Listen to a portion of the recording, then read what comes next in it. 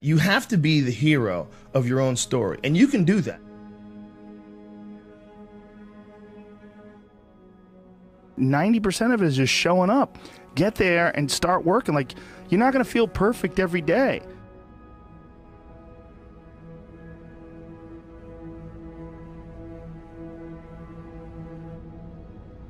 There's got to be those days you push through. And they're probably going to be more numerous than the days you don't. And so the benefit of discipline in my eyes has always been that through discipline, I get things done. Write down everything you want to do. This is what I want you to do. Write down what you would like to fix about your life. And then just, if you're 30 pounds overweight, you want to lose 30 pounds, do it the right way. Go start eating vegetables, monitor your calories, write down what you eat, exercise every day, force yourself to do it. The brain is the general, the troops are the body, and you get up and you do it. And then you get to write it down. Our bodies, for whatever reason, most people, their associations are to avoid anything that's uncomfortable.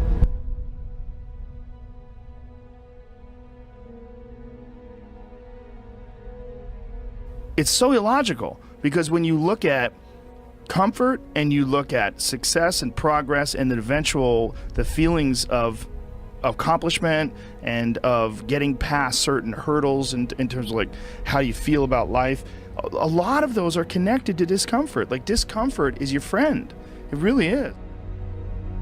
Like, discomfort and not being happy and content with certain situations in life or certain feelings in life. One of the big problems is sitting down and doing the work.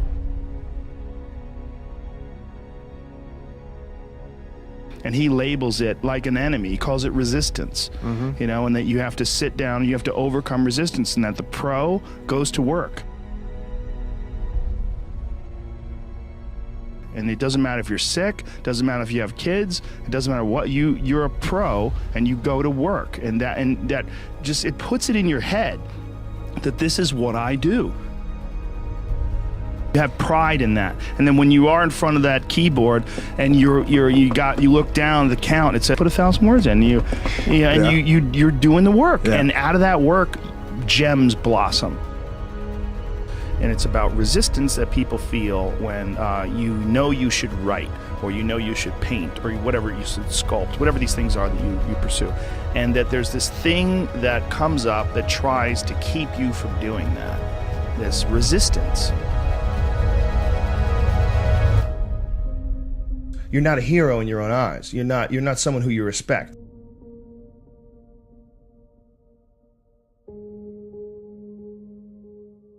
You know, you're doing what you got to do to get by, but ultimately you're not respecting yourself. And I think we all have a certain amount of appreciation and respect for hero figures. You know, like, we all look at like the guy who never lies and always does the right thing and fucking helps everybody out, and that's the John Wayne character. You know, that's the ultimate hero. And he's like, this is a battle that you will fight for the rest of your life. But the key is to fight it, not to give in. Don't give in to that resistance, just to fight that resistance. And in doing so, every day you do so, you have won the battle for that day. And you will continue to fight that battle. And when you look at your own life and you don't stack up, you're a thief, you stole money from your wife's purse, and you know you don't want to smoke cigarettes, but you fucking have to, you can't deal with the stress, you smoke, you devalue yourself. You slowly start devaluing yourself. You look at yourself, you realize that if you were judging yourself, you would judge yourself unfavorably. So no matter who you can't pretend you're the hero of your story. You can be the hero of your own story that woke up today. You can be the hero of your own story that at 40 years of age stopped, got out of bed, and said, I'm not doing this anymore. Only by my instincts and only by my morals and my ideals and my mind, and I'm going to be dead honest with myself because I'm realizing this is not going to last forever. And I'm going to get myself in shape, and I'm going to eat healthy, and I'm going to do this because this is me now.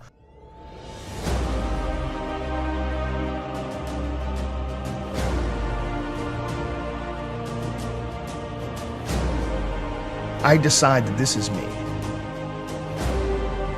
And people have to realize that you are not your past. You are not all the times you fucked up. You're not all the times you were drunk. That's not you. What you are the person who's learned from a great deal of experience. When you're alone with your thoughts, you get an idea of what your thoughts actually are. If you live your life just acting constantly on the momentum of other people's expectations, of you wanting to be liked by these other people, you can run into a trap, and you set up a life that you didn't really want. Your life is certainly some sort of a journey. It's certainly some sort of a journey. You're trapped in this situation where you have a mortgage, you've got credit card bills, you've got student loans you have to pay, you have a bunch of shit going on that you have to continue to feed.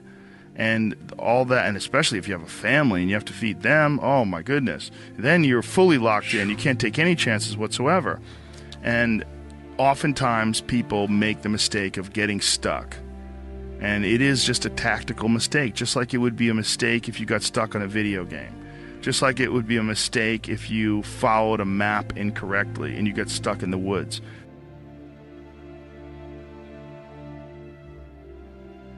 Your life is certainly some sort of a journey. It's certainly some sort of a journey. And we have to all be aware that when we're making journeys, we're not going to always make the right steps. And sometimes you have to back up and try again. And if you're in a position where you can't back up and try again, you've trapped yourself. Because people define themselves by the past. Instead of thinking about who they are now, instead of they still look back at a mistake they made and don't just get past that mistake, grow and learn, but dwell on it. Think it defines them. I mean, there's definitely pitfalls in life. You're going to run into them. We all are. No, you can learn and grow if you survive. Somewhere along the line, they didn't face enough of the adversity to realize that there's sometimes you just got to get up and get shit done. There's sometimes where you have to fucking pull yourself up and you have to push forward even if you want to stay in bed. Having that safety net just provided him with a way to stay in bed, kept him weak. Have an opportunity. Every time things go wrong, every time things feel terrible, you have an opportunity to learn from whatever makes you feel terrible and never allow it to happen again. Push forward. The system will set out honeypots for people to get trapped in. The system will set out the ideas of retirement, the ideas of the golden years, providing you benefits, providing you a healthy work environment. Why? Well, because they want people to work for them. They don't want people to realize their own dreams and escape. They want to set it up so that you stick around. Stick around in some sort of an unsatisfying world. It's up to you to see that video game problem, to see that issue as it comes up on the map. And no, I think this is a right turn. To see all the problems that could potentially lay in front of you and calculate your future. And then also look around all the people that didn't do it and look at the misery that they're in and learn that you don't want to be like them.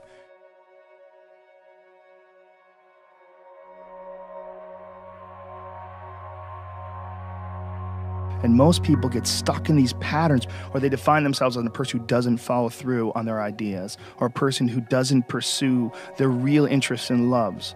You define yourself by that. Well, I guess I start things and I quit. No, you don't. No, you have started things and you quit. And it gives you a horrible sense of regret that's made you define yourself by that. You don't have to do that. If I look back on anything I've ever done, mistakes I've ever made, paths that something that I put out that I didn't quite think, man, maybe I just waited 3 months before I released that, or maybe I should have, re-edited that blog post a couple more times before I put it online, or things that I've done have driven me crazy, but yelling at someone I didn't have to yell at them for, whatever. But the most important thing is always for all people to recognize that you're not who you were a year ago. You're not who you were 5 years ago. You're not who you were last week. So you got to regulate how much you dwell on regrets of the past. You really got to be careful.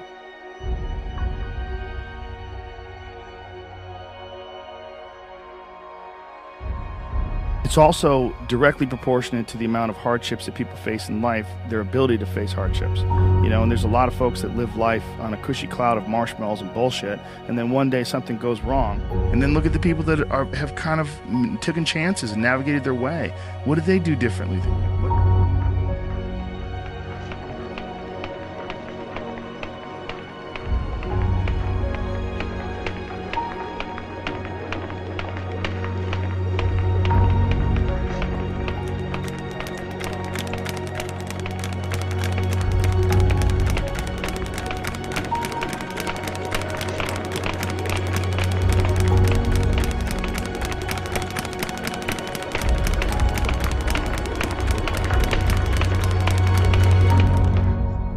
What insight into their own mistakes are they willing to delve into that you're not, that you step back and you go, I just don't want to look at myself that closely.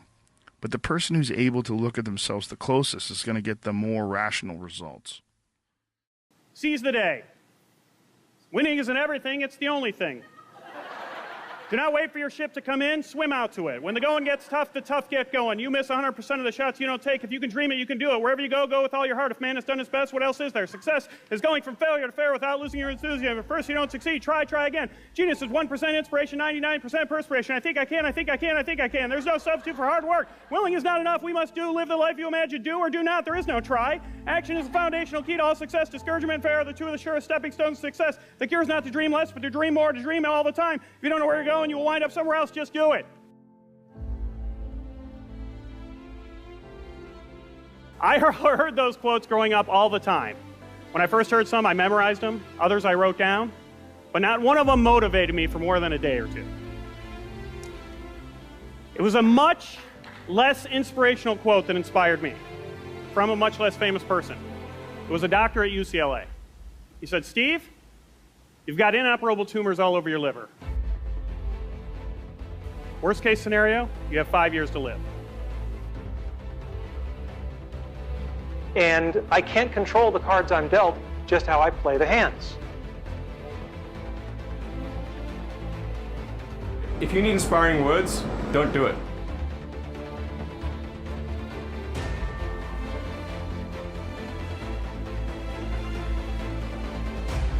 Today's talk is not about death. It's about life and how to live, specifically about childhood dreams and about how you can try to achieve them.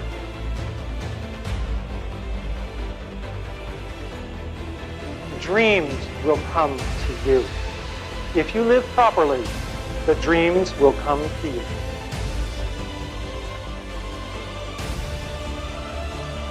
And I was dreaming, always dreaming. It was an easy time to dream. When you turn on your television set and men are landing on the moon, anything is possible. And we should never lose that spirit. Okay, bad news. I had cancer. I was dying. But I got more bad news. You are all dying too.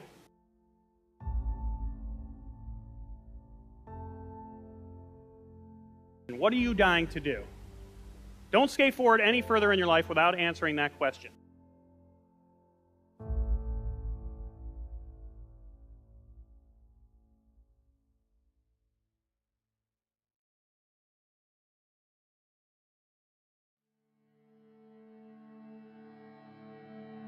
But I've basically just given you all the same diagnosis I was given.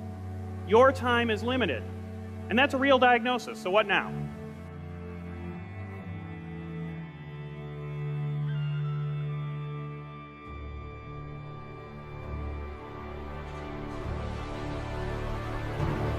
Okay, like most people when they're told they're dying, you're probably going through the 5 stages of grief. The first stage is denial. I'm not dying, I'm healthy. Stage 2 is anger. Urgh. Stage 3 is bargaining. Okay, we're all dying. Stage 4 is depression. Stage 5, the final stage, is acceptance. Okay, I'm not immortal.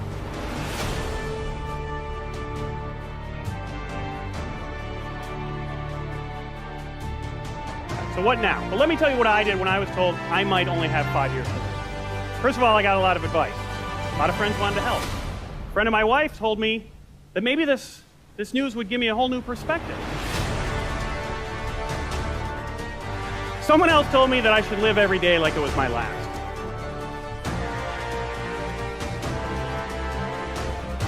So what were my childhood dreams? Being in the National Football League. This is one of the childhood dreams I didn't achieve.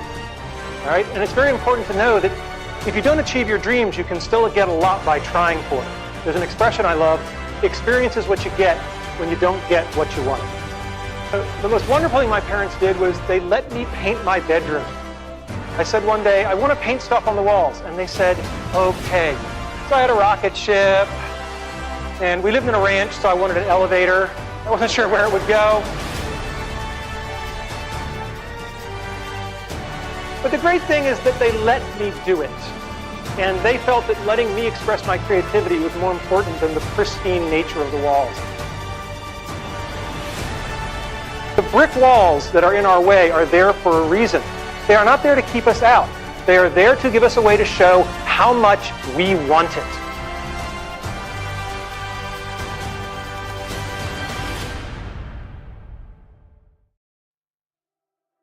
But what I kept coming back to when I had time by myself and no one was giving me advice was my dreams. The dreams I had put aside, the ones that I thought I had plenty of time to reach. But now that I realized I had a finite amount of time, I had to ask myself, what did I want to accomplish? I'm not a worst-case scenario guy, but if I really only had 5 years to live, what was it that I wanted to make sure happened? For me, as a comedian, it was a dream I had since I was 12 years old. It was to perform my comedy on The Late Show with David Letterman. So, let me be clear before I move on. I was a comedian already, okay? I was making a living at it. No day job, full-time comedian, making a good living in comedy clubs, colleges, corporate events around the world. That was a pretty big feat in itself.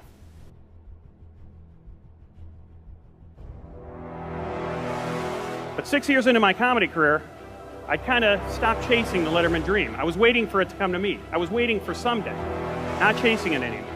And that's a very important lesson for all of us mortals here today.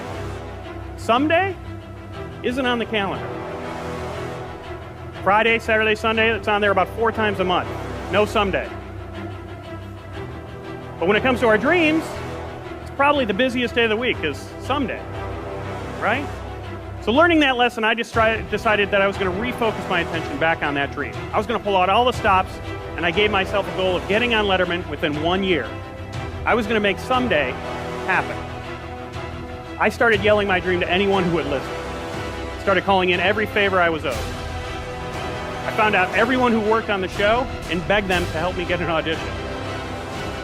I even started asking people at comedy clubs after they'd seen me to email the show and beg Dave to book me.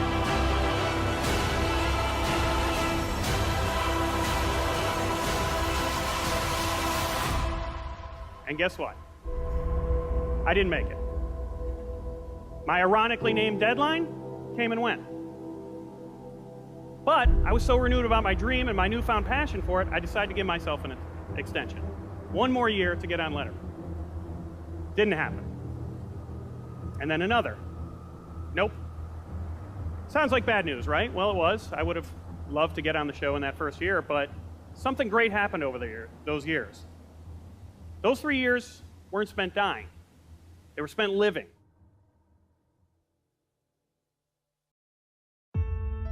Living a dream. And let me tell you, there is something, if you've ever chased a dream, you know that it lights a fire in your heart. That whether you reach it or not, it warms everyone around you and everything around you.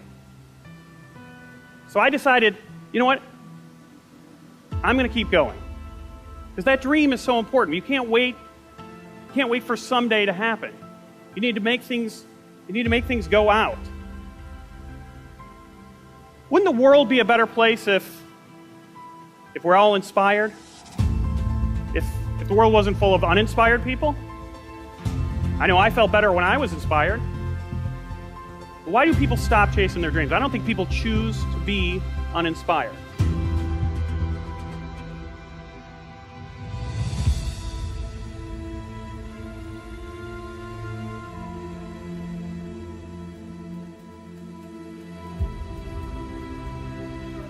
Why do you think people stop chasing their dreams?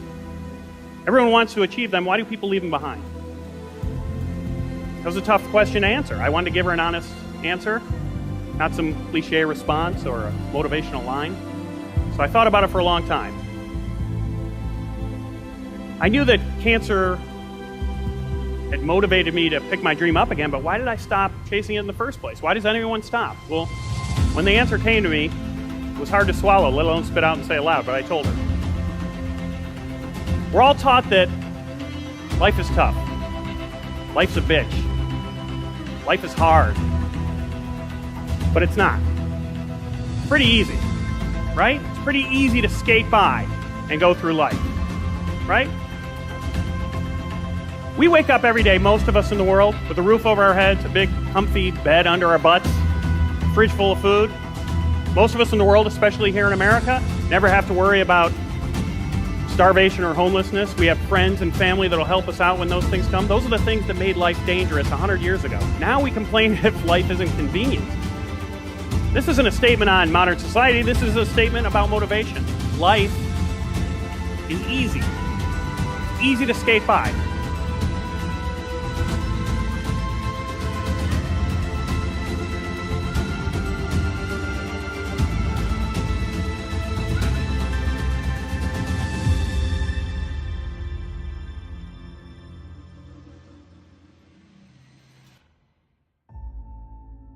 Pretty easy to grow up, put your dreams aside, leave your passions behind, take a job that you don't even really mind, raise some kids who will most likely be inspired to do the exact same thing, go from point A to point B to point C until you end up at point Z, where you pass away and there's a line of people waiting to get up and tell everyone else who knew you what a good life you had.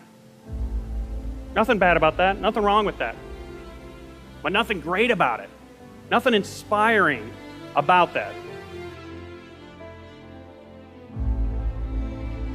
It's easy to look at a dream as something way off in the distance, something that might or might not be accomplished, a thing, an object, a goal, a thought that runs through our mind every now and then, a noun. But dream is also a verb.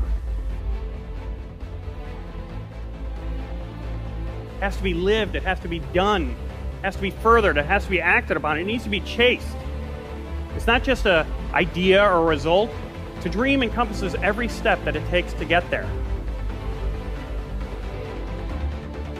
So I'm going to give you all a challenge here. Figure out the answer to that question. What are you dying to do? Don't skate forward any further in your life without answering that question. But if you don't know the answer, don't go to sleep tonight without answering that question. Don't wait till someday to answer that question. There's nothing more important in your life than figuring that out. When you do figure it out, then when you go to sleep, you sleep like a kid again. Because then you'll be going to sleep not to dream, but with a dream. And waking up with one. Thank you.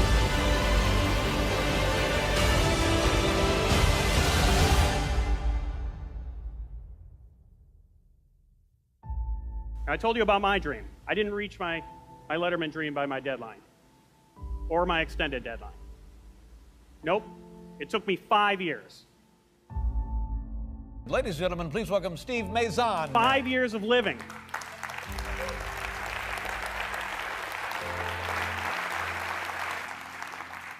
Five of the years of living for that dream. And I was very lucky. My tumors during that time, they didn't grow. I stayed healthy. But I had that wake-up call, and I'm giving you all the same wake-up call. We're all dying. But if you're not chasing your dream, you're already dead. I don't think complaining and whining really solves the problem. This is Jackie Robinson, first black major leaguer, had it in his contract not to complain if people spit on him. Now, I don't care if you're Jackie Robinson or if you're a guy like me who's only got a couple of months to live. You can choose to take your finite time and energy and effort, and you can spend it complaining, or you can spend it playing the game hard, which is probably going to be more helpful to you in the long run.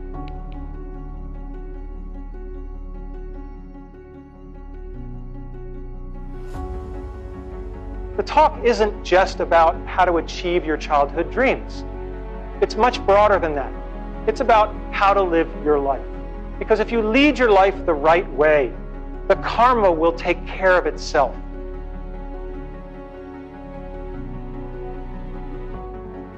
That we all have people that we don't like, that have done things we don't like, and what I have found is no one is pure evil. If you wait long enough, they will show you their good side. You can't make them do it in a hurry, but you can be patient. He said, when life can no longer threaten you with death, I said, what else is there? What else is there? And the majority of the fears that we have are not life or death fears. They're not those kind of fears.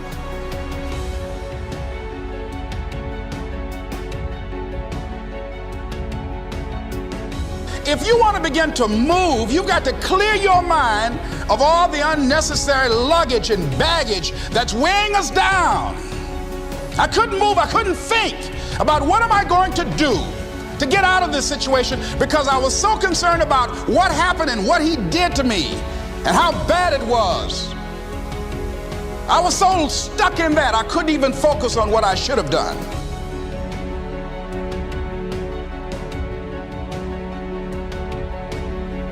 So what's the worst thing that they can do to you? Kill you. And he just decided, hey, this is what I came here to do. I know that there's some risk involved, and I'm going to do it, come what may. He said, I'm not going to be afraid anymore. Feeling sorry for myself and angry, none of that was taking me anywhere. So pretty soon, I learned through effort, made a conscious, deliberate, determined effort. I had to let it go. I had to forgive it.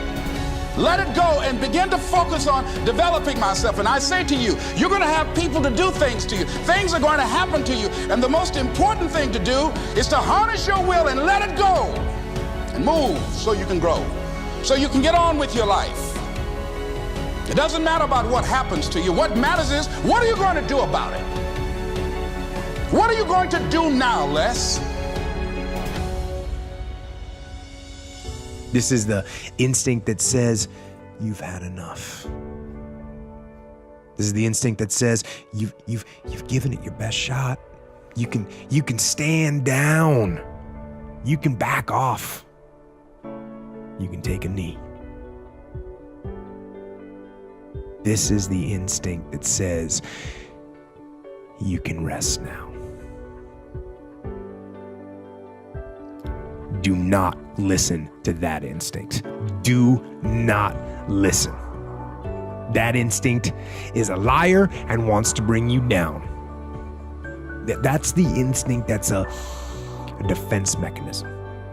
It wants to give you an out, a place to run to. A lot of people never get to where they want to be because they'll never stop complaining about where they're at. I'm going to say it again. A lot of people will never get to where they want to be because they will never stop complaining about where they're at. The word complain means to remain or to stay overnight. So if you want to stay right where you're at, just keep complaining about it, and I can pretty much guarantee you that you'll still be there. And they'll tell you you did the best you could. No, they'll say the deck was stacked against you. And they'll say it's not your fault. And they'll tell you it's okay to stop. It's okay to settle. It's okay to give up.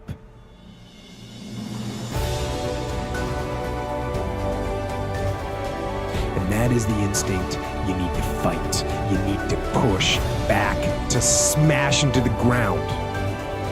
Do not take the easy way out.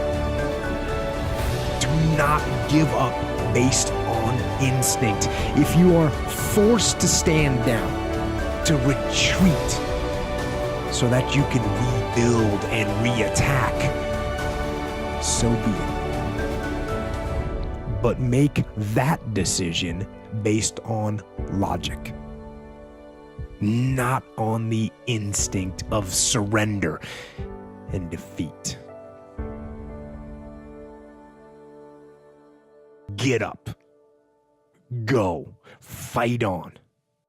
You know my history. I've been sort of on all sides of my journey. You know, I didn't have success very early, and I went through some very dark times. And you know what I mean? One thing I kept doing is, you know, inspiring myself, looking for inspiration and growing, and it hasn't stopped, and I want to keep doing that. And I also want to inspire others. You know, there are millions of me sitting at home right now, and they don't know it. And it's just good to be able to get this sort of platform to sort of say, come on, man, go for it. So listen, man, no speed. Yes, I don't do things for money, and I've been broke most of my life. So because of that, I can't sort of suddenly go, I need to do a job just to get some cash, you know what I mean? I know that's a lot of times it is people's motivations because people need to eat, but in my position, I've been poor most of my life, so now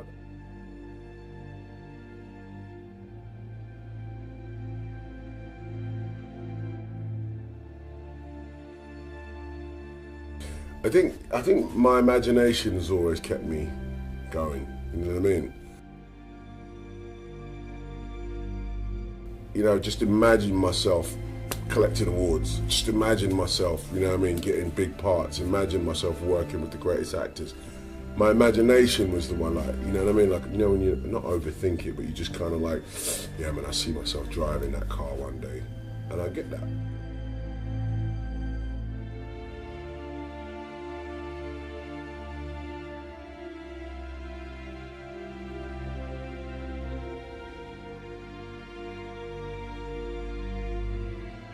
Actually, if I can see myself doing it, I could probably do it. So you can't bottle that up and sell it to someone. You either can do it or you can't, but everybody can imagine themselves, you know what I'm saying?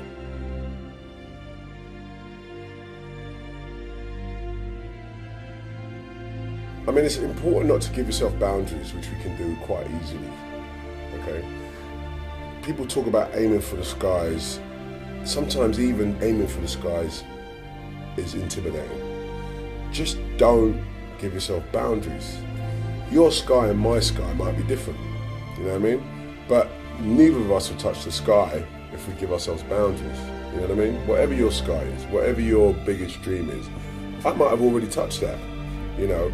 So in other words, what sky? Where does the sky end?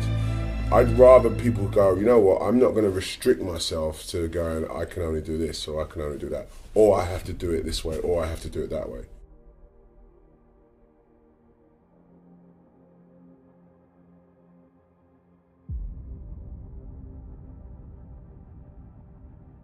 The first step before anybody else in the world believes it is you have to believe it.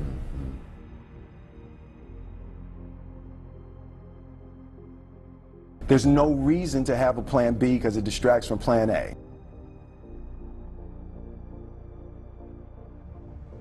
When I was 16, contemplating being an actor, I was in sound systems, DJing. You know what I mean? And you know, it was like that or this. So I always go back to DJing. I always have a studio, I always have turntables, always.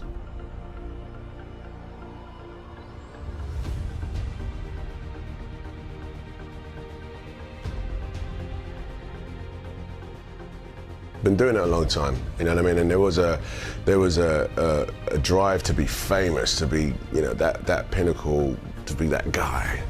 And it's not, my ambition isn't that as much.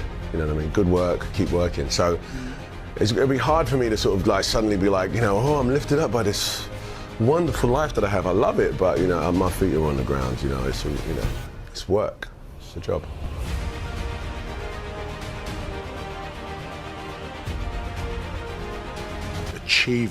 Achievement is inspirational to me, you know, people doing it. Someone that on Monday didn't know how to do this and by Friday can do it. That is an inspiration to me. I'm not afraid to fail. I'm not afraid to fall over, make a mistake. That oftentimes cripples people on the onset of getting into anything. The first time I ever picked up the DJ decks was horrible. Horrible now. But I'm not afraid of that. I'm not afraid of that feeling. It actually propels me and works quite the opposite.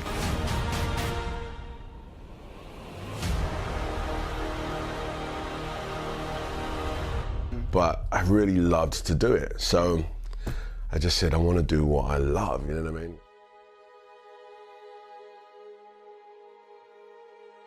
Like I can do 18, 22 hours a day easily.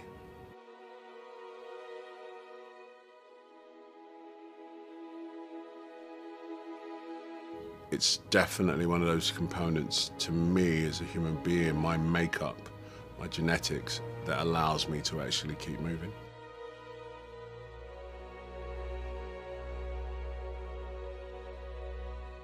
I'm a veteran at being able to look at an opportunity and go, is that going to take me further or not?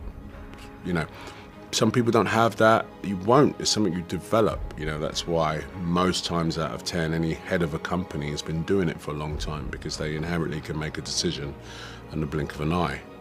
But you have to learn that.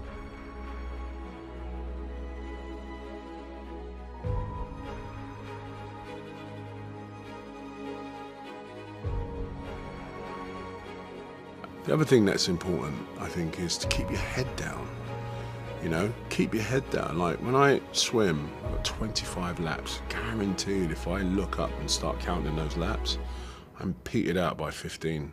If I put my head down and keep working away and work at technique, work at internal rhythm, work at, I hit that length, I don't even know what length I'm on, guarantee you I'll look up and it'll be 20 and 2 more, 3 more to go. And that's a very simple device, but I think people find themselves incrementally checking how far they've got. And that, you know, when you compare it to anybody else or whatever, it's just it's a recipe for disaster. Just keep banging on, you know?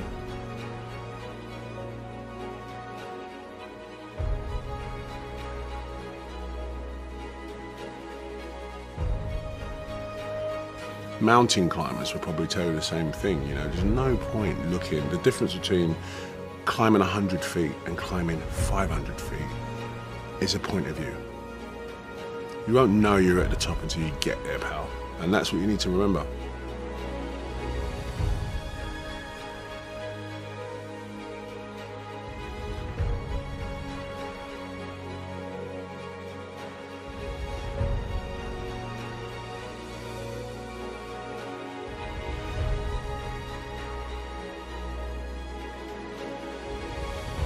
You know, just get in there.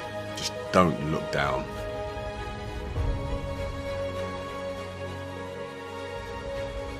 The more I grow, you know, I'm 43 at this point, you know, considered a middle-aged man, and happiness is without a doubt the best thing that I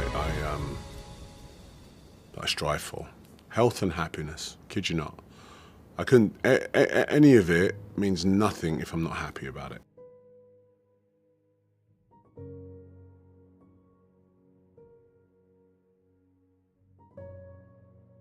My breakthrough was actually deciding I wanted to be an actor and go into a drama college. Not a drama college, I did a performing arts course. It changed my life. It turned my dreams into a reality. It gave me an actual, tangible target to go, oh, actually, I could do this. That was my breakthrough, because it was a breakthrough of my mind.